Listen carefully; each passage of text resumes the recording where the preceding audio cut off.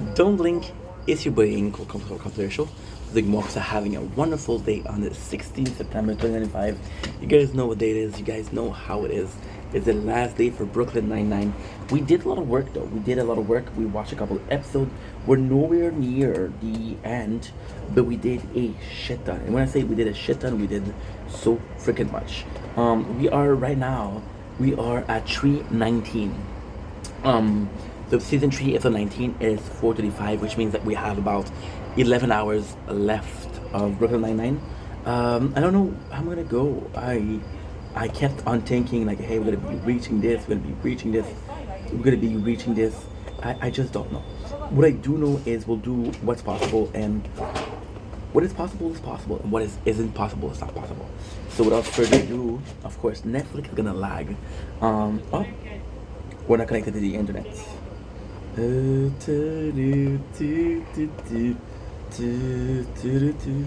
See, computer is just a simple task of understanding how it works. So there you go. Netflix, and Netflix. We have season 3, episode 19, but we're not there yet. If I'm remembering correctly, we're at season 3, episode. We are at season 3, episode. Yes, we're having people work behind us. I don't mind, so you shouldn't mind. We got the Swede. So where we did from Uli Schnitzel, we watched episode 9 inclusively to 19 exclusively. Watch episode 9 inclusively, and we stopped at season at episode 19 inclusively. So this doesn't count. So you got the Sweden. The Swedish, I think. Is that how you call it, the Swedish? I don't know. But it's kind of cool. It's kind of cool. Come on. There you go. That's my boy. That's my boy.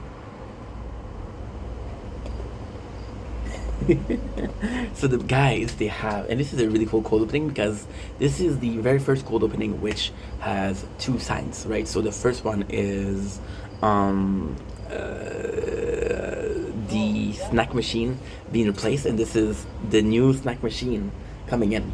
So Jake says, okay, well, we have a new member of the Nine-Nine, and we have to welcome it the way we have to. So what he does is he basically takes a bottle of champagne and he lights it up. And Hitchcock is like, oh, this should have been me, this should have been me, it should have been me. So this is kind of nice. We started episode with a Jake and Rosa episode, which is kind of cool because we haven't had one since the Pontiac Bandit, by the way. So it's been a long ass time. It's cool because they're talking and Jake is like, yeah, it's been 6 months with Amy. Brooklyn Nine-Nine suffer from, oh, by the way, when you see me eat, it's supper time. More sausage. Oh my god.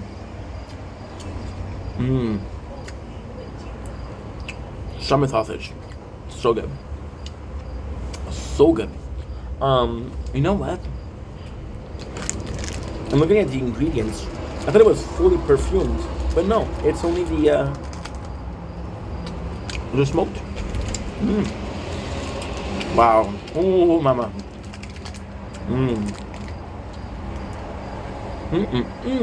Oh my god, this is so good.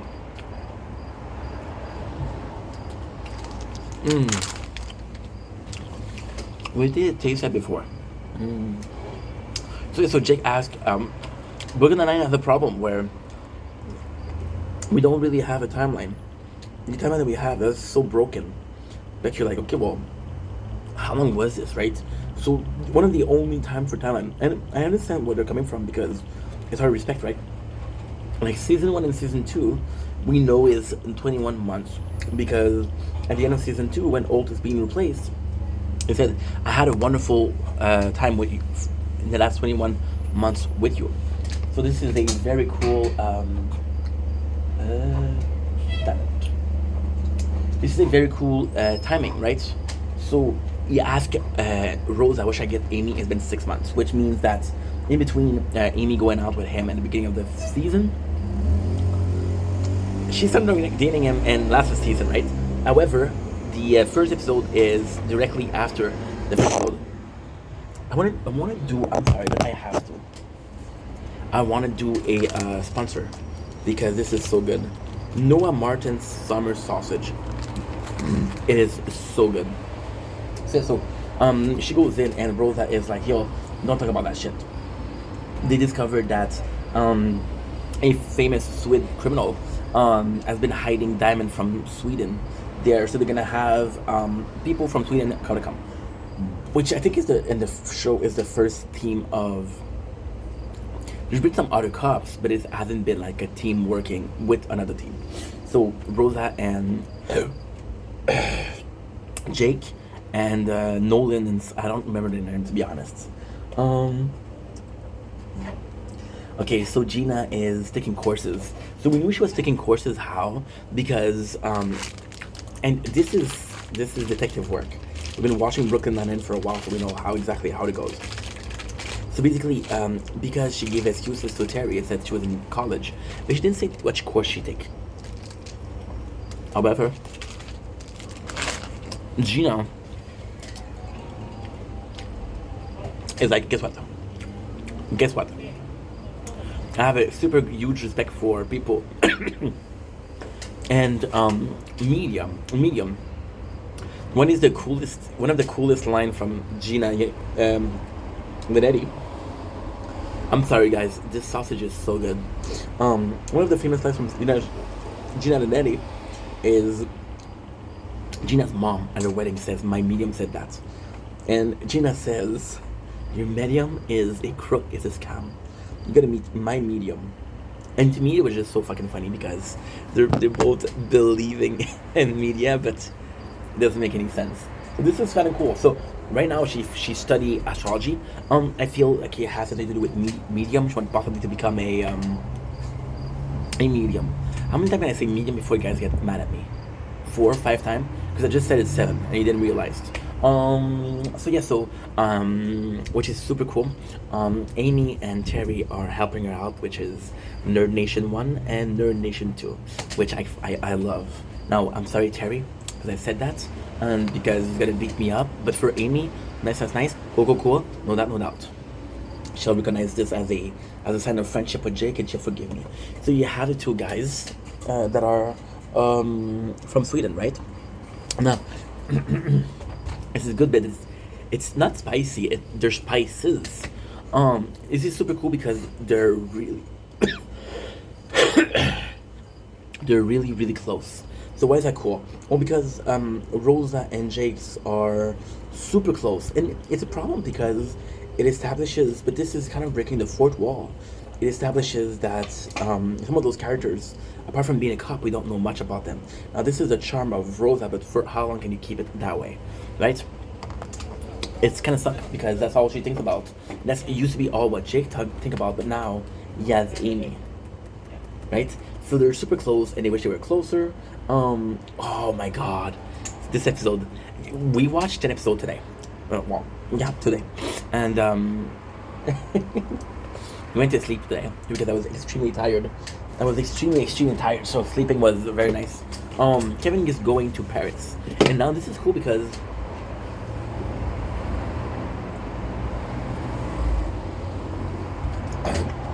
Kevin, living for Paris, is going to be one of the main plot lines for Holt.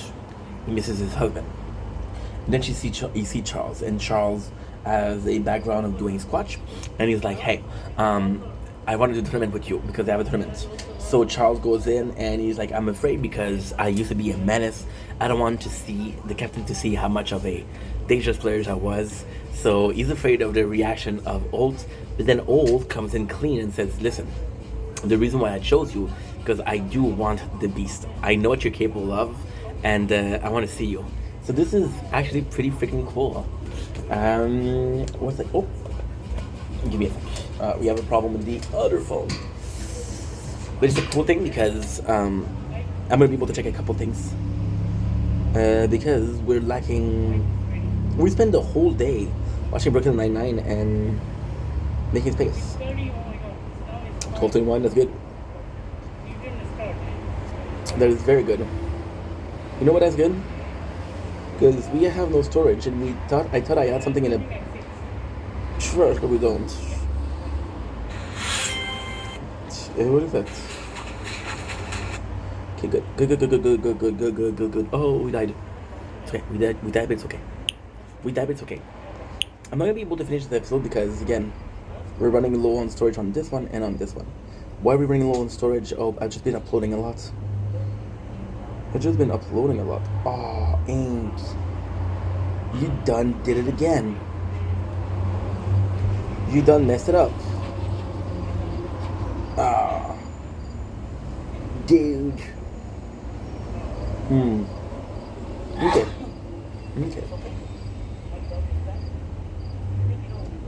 There you go. Perfect. Okay, that's good.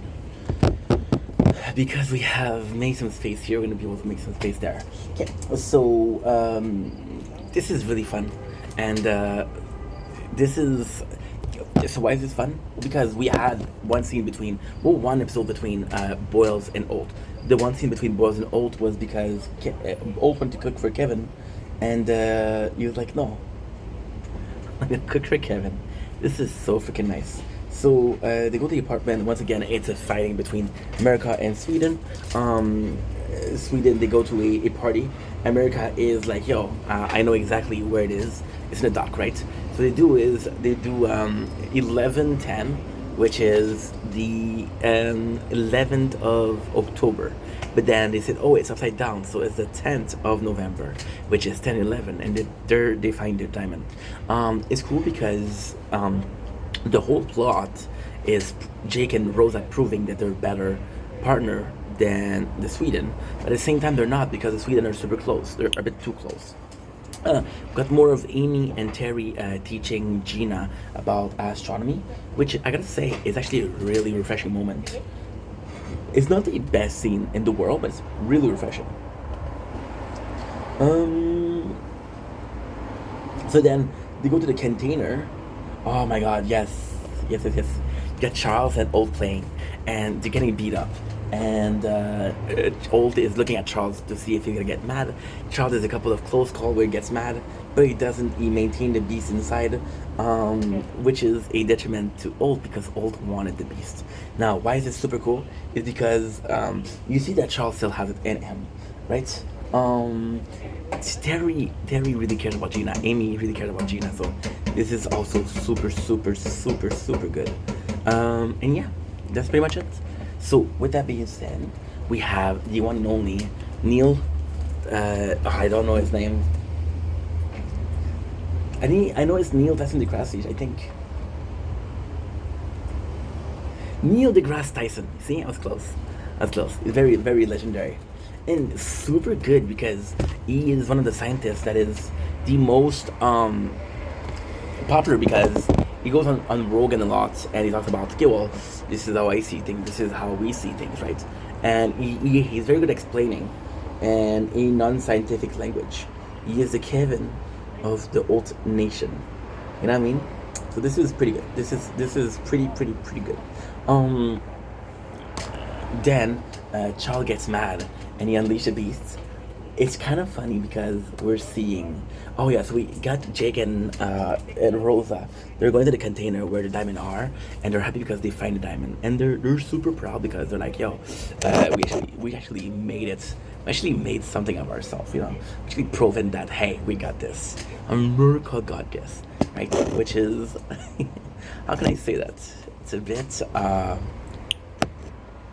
They found the competition. I don't think the Sweden found the competition. So they get into a fight in a container where they get stuck, which is kind of funny. You got Charles who's unleashing the beast, and this is super cool because Charles is 5'4". I'm 5'4", by the way, so it's not a short people joke. It's a normal people joke because I'm normal, right? So Charles is basically bullying them, which is super freaking nice. Gina felt bad because Amy and Terry were putting so much effort into explaining to her that she opened the book and she nailed the exam, but she still let them dance, which I think is a super Lenny moment, and I think it's cool. So that's pretty much it, right? What's next? We're doing actually pretty good. They're stuck in the container, and they know that when this door opens from the container, they're in trouble. So this is he would make it as a team or not, and he has to make it as a team, which is actually pretty good. We got Alt and Charles, and this is supposed to be the best scene because they said they call Kevin and say, "Hey, Kevin, we won," and when it's Kevin, he said, "Oh, this is great. We see less next year," and then Kevin, he's like, Alt's like, "Oh, we've been banned for life," and they said, "I had fun." And this is the most important, you know. So yeah, that's pretty much it. So that's the episode. There is an ending where Jake and Rosa have a moment, and Jake and Rosa is like, "Oh, yo, I want to share with you." Rosa said to Jake, "You're right. It's wrong of me to say." One of the biggest problems of this episode is Rosa tell Jake, "I broke up with Marcus a month ago," and he's like, "Yo, we're best friends. You're supposed to tell me that." Jake feels like he's the better of everybody. And Jake is the people pleaser, which is kind of nice, right? Kind of nice. There's just such an evolution from season one. And that's pretty much the episode. So she tells him the name of the new boyfriend, which is Tom. And I'm going to end it here because we don't have storage, but I got a video that can delete, and that's going to be okay. So love you guys. Take it easy. Peace.